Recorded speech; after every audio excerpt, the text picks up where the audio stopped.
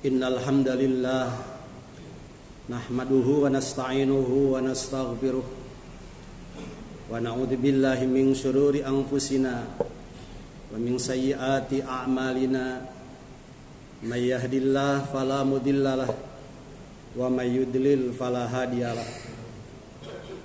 Asyhadu an la ilaha illallah wahdahu la syarikalah wa asyhadu anna Muhammadan abduhu wa rasuluhu la nabiyya ba'dah.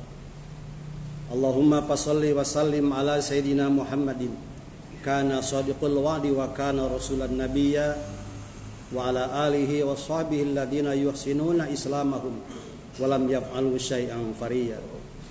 Amma ba'd, wa ya ayyuhal hadirun rahimakumullah, usikum wa nafsi bitaqwallah faqad fazal muttaqun. Wa qala ta'ala fi kitabihil karim, a'udzu billahi minasyaitonir rajim. Wa wasainal insana biwalidayhi hamalathu ummuhu wahnan ala wahni wa fisaluhu fi amain anishkurli wa liwalidayka ilayal masir. Hadirin ahli Jumat yang dimuliakan Allah, khatib berwasiat dengan wasiatut taqwa. Mari kita sama-sama meningkatkan keimanan dan ketakwaan kita kepada Allah. Takwa dalam arti yang sesungguhnya, yakni melaksanakan segala perintah Allah dan menjauhi segala apa yang dilarangnya. Hadirin ahli Jumat yang dimuliakan Allah, salah satu kunci kesuksesan hidup manusia dan kesuksesan kita di akhirat adalah bersyukur kita kepada Allah dan kita bersyukur juga kepada orang tua kita.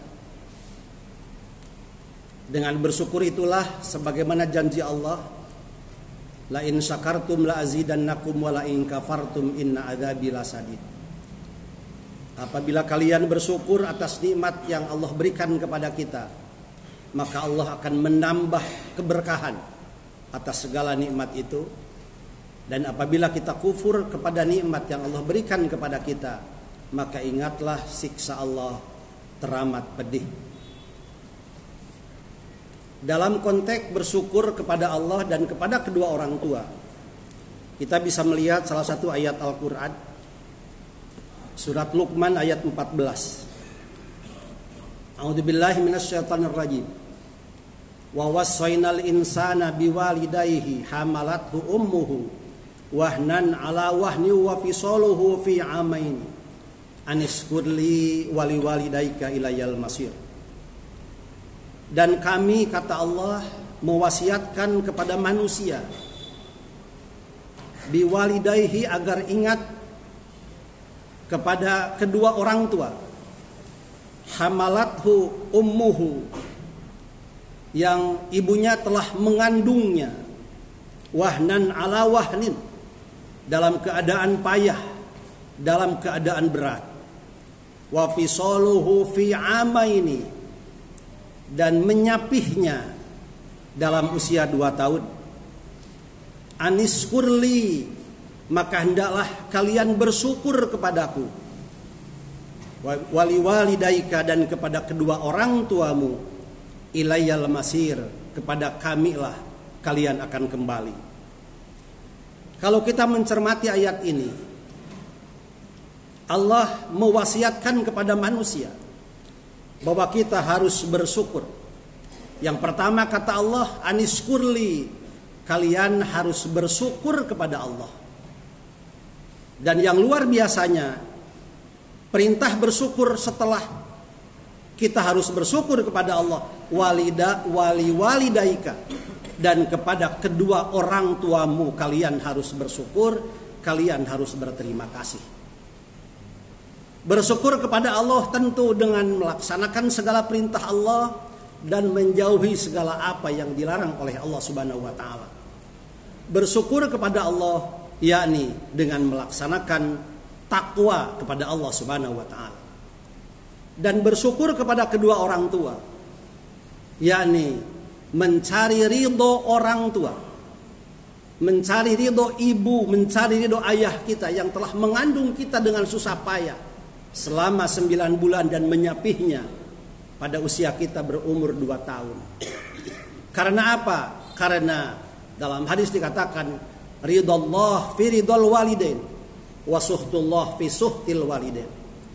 Bahwa ridho Allah ada dalam ridho kedua orang tua, dan kemarahan, kebencian Allah juga ada pada kebencian kedua orang tua kepada kita. Pada kesempatan khutbah kali ini, saya ingin menunjukkan sebuah sejarah yang membuktikan bahwa orang yang bersyukur kepada Allah dan juga bersyukur dan berterima kasih kepada kedua orang tua dengan mencari ridhonya, ternyata orang tersebut dibuktikan dengan penghargaan Rasulullah SAW, yakni kepada seorang tabi'in yang bernama Uwais Al-Qarni. Uwais Al-Qarni adalah seorang tabi'in yang hidup di perbatasan Yaman, yakni di sebuah kampung yang bernama Barek. Dari perbatasan Yaman itu, kalau diukur ke Mekah, jaraknya sekitar 590 km, digenapkan 600 km. Uwais Al-Qarni sudah tidak memiliki ayah karena ayahnya sudah lama meninggal. Ia hidup bersama seorang ibu, dan ibunya dalam keadaan sakit berat karena ibunya lumpuh. Tapi Uwais Al-Qarni begitu menghormati ibunya, menyayangi ibunya.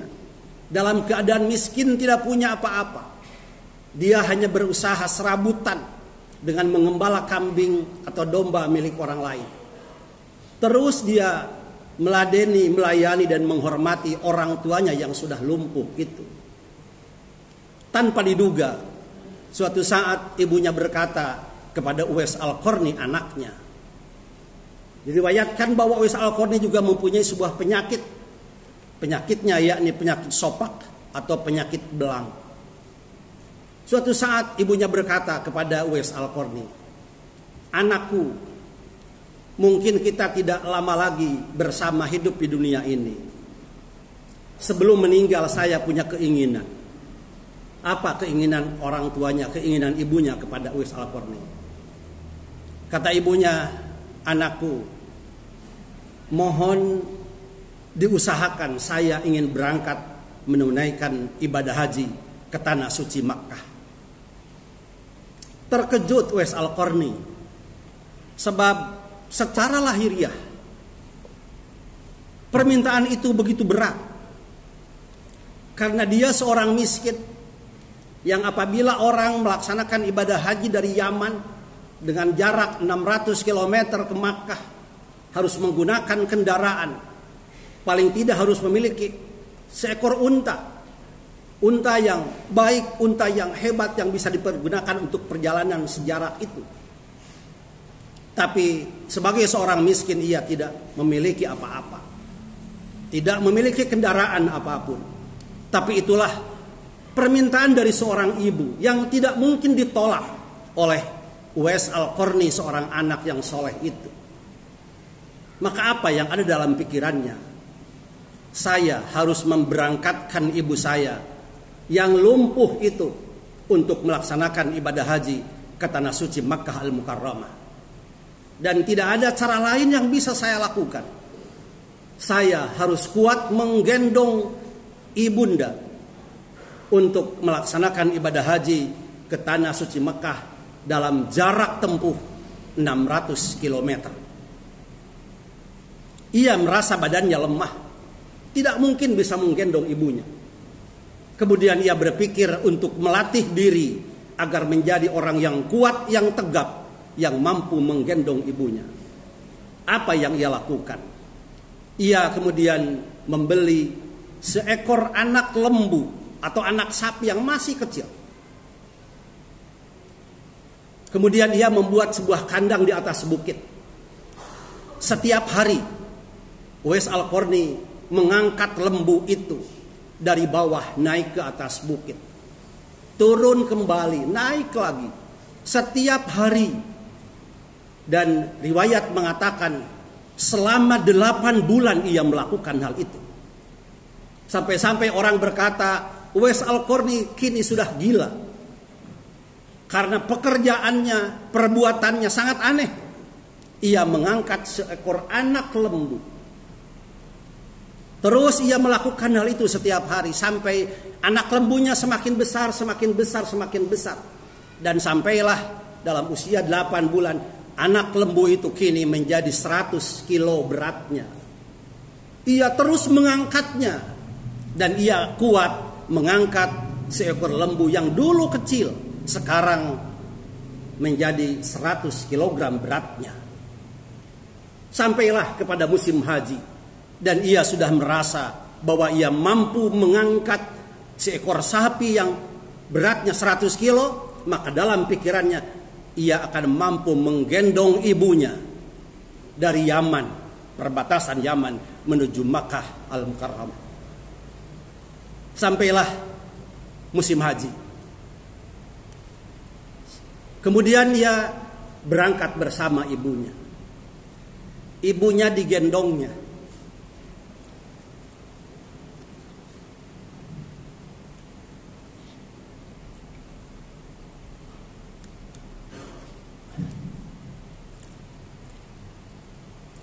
Ibunya digendongnya dalam jarak waktu yang begitu lama. Dan jarak 600 km dari Yaman menuju Mekah. Orang lain melaksanakan ibadah haji dengan menggunakan kendaraan. Ia berjalan kaki menggendong ibunya yang lumpuh itu. Terus ia berjalan dan akhirnya sampai ke tanah suci Makkah Al-Mukarramah. Ia kemudian melaksanakan wukuf di Arafah bersama ibunya. Kemudian melaksanakan mabit di Muzdalifah, mabit di Mina, melempar jumroh bersama ibunya. Dan ibunya terus digendongnya. Ia kemudian kembali ke Mekah dan menyelesaikan rangkaian ibadah haji. Ia tawaf, ibunya terus digendongnya. Ia sa'i, ibunya terus digendongnya sampai selesai melaksanakan ibadah haji. Ada riwayat yang menyatakan pada saat tawaf Uwais Al-Qarni berdoa. Doanya sangat singkat. Ya Allah, ampuni dosa ibuku. Doa itu terdengar oleh ibunya Uwais Al-Qarni. Uwais Al-Qarni mendengar doa itu. Ia kemudian berkata kepada ibunya, kemudian berkata kepada Uwais Al-Qarni. Kata ibunya, bagaimana dengan doa kamu? Kenapa engkau meminta supaya doa ibumu yang diampuni? Bagaimana dengan doa kamu? Bagaimana Uwais Al-Qarni menjawab? Ia menjawab, ia berkata, kalau ibu dikabulkan dan kemudian diampuni dosa-dosa ibu, dan kemudian ibu masuk surga, maka cukuplah saya juga akan menjadi ahli surga ketika ibu ridho kepada saya. Ia begitu yakin bahwa dengan keridhaan ibunya kepada Uwais Al-Qarni, ketika ibunya menjadi ahli surga karena diampuni dosa-dosanya, Uwais Al-Qarni akan mengikuti ibunya menjadi ahli surga. Selesai ia melakukan ibadah haji ke tanah suci Makkah Al-Mukarramah, kembali lagi dengan digendongnya dengan jarak tempat kurang lebih 600 km. Selesai ia melaksanakan ibadah haji. Suatu ketika Rasulullah SAW berkata kepada Umar, padahal Uwais Al-Qarni belum pernah bertemu dengan Rasulullah SAW. Rasulullah mengatakan kepada Umar dan Ali, wahai Umar dan Ali, kamu harus mendatangi seseorang yang bernama Uwais Al-Qarni. Mintalah ampun kepada Allah dengan apa yang didoakan oleh Uwais Al-Qarni, dan memintalah doa kepada Allah kepada Uwais Al-Qarni. Dalam pandangan Umar bin Khattab dan dalam pandangan Ali bin Abi Thalib, seorang yang bernama Uwais Al-Qarni adalah orang yang disegani oleh Rasulullah SAW, sehingga Umar dan Ali harus memohonkan ampun kepada Uwais Al-Qarni untuk keduanya, dan harus meminta doa kepada Uwais Al-Qarni. Itulah kehebatan Uwais Al-Qarni. Dan riwayat lain mengatakan bahwa ketika ia pada saat melaksanakan tawaf dan mendoakan ibunya agar diampuni dosa-dosanya, kemudian ia mengatakan bahwa cukup bagi saya asal ibu ridho kepada saya pasti akan menjadi ahli surga. Menurut riwayat, penyakit belangnya, penyakit sopaknya sembuh pada saat itu juga, dan Allah menyisakannya suatu tanda di tangannya. Ada yang menyatakan di tangkuknya ada tanda putih yang kelak itu menjadi sebuah ciri, karena kata Rasulullah, orang yang bernama Uwais Al-Qarni itu ada tanda bekas penyakit sopak yang tersisa yang berada di tangannya atau di tangkuknya. Ketika Umar bin Khattab dan Ali bin Abi Thalib mencari-cari siapa orang yang bernama Uwais Al-Qarni itu, dan ternyata dapat ditemukan dari ciri yang ada pada dirinya, yaitu warna putih dari sisa penyakit sopak yang ditinggalkan. Umar bin Khattab dan Ali bin Abi Thalib memohon diampunkan, meminta kepada Uwais Al-Qarni, tolong engkau berdoa kepada Allah agar dosa saya diampuni. Tapi kata Uwais Al-Qarni, sayalah yang lebih tepat meminta kepada Anda agar dosa saya diampuni. Tetapi apa yang terjadi itu adalah amanat dari Rasulullah SAW. Dan apa yang terjadi, hadirin kaum muslim yang dimuliakan Allah, Uwais Al-Qarni pada saat meninggalnya, padahal dalam keadaan miskin, tidak dikenal oleh siapapun. Setelah ibunya kemudian meninggal dunia, Uwais Al-Qarni meninggal dunia, dan tidak disangka-sangka, ternyata ketika Uwais Al-Qarni dimandikan, ribuan orang yang mau memandikan Uwais Al-Qarni. Dan ketika selesai dimandikan kemudian akan dikafani, ternyata ribuan orang yang ingin mengkafani Uwais Al-Qarni. Dan ketika selesai dikafani kemudian akan dikuburkan, ribuan orang pula yang ingin menguburkan Uwais Al-Qarni. Orang banyak bertanya, siapa ribuan orang itu? Padahal banyak orang yang tidak kenal dengan Uwais Al-Qarni. Ternyata ribuan orang itu adalah penjelmaan dari penduduk langit, yakni para malaikat. Malaikat yang memandikan Uwais Al-Qarni. Ribuan malaikat yang mensalatkan Uwais Al-Qarni. Ribuan malaikat yang mengkafani Uwais Al-Qarni. Ribuan malaikat yang menguburkan Uwais Al-Qarni. Bayangkan seorang Uwais Al-Qarni yang di muka bumi di dunia tidak dikenal orang, tapi ternyata di langit ia dikenal penduduk langit. Yang paling utama bagi dia adalah ia senantiasa bersyukur kepada Allah dan juga memohon atau berbakti kepada orang tua kita, terutama orang tua Uwais Al-Qarni, yakni sang ibu yang dalam keadaan lumpuh tapi mampu melaksanakan ibadah haji hanya karena Uwais Al-Qarni menghormati dan memohon ridho kepada ibunya, kepada orang tuanya. Oleh karena itu, mari kita melihat kepada diri kita sendiri. Apabila dalam hidup ini kita merasa gagal dan gagal terus, banyak hal yang apa yang kita inginkan kita tidak terbukti, maka pertanyakan diri kita, barangkali kita tidak banyak bersyukur kepada Allah Subhanahu wa taala dan tidak bersyukur kepada kedua orang tua. Tidak menghormati kedua orang tua. Barangkali orang tua kita, ibu dan ayah kita, merasa suatu saat tersakiti oleh diri kita. Maka datangi mereka, mohon ampun, minta maaf, Dan minta agar orang tua kita, ibu bapak kita, ridho kepada kita. Ketika orang tua ridho kepada kita, insya Allah hidup kita akan sukses dunia dan akan sukses di akhirat. Barakallahu li wa lakum bima fihi minal ayati wa dzikril hakim wa taqabbala minni wa minkum tilawatahu innahu was samiul alim.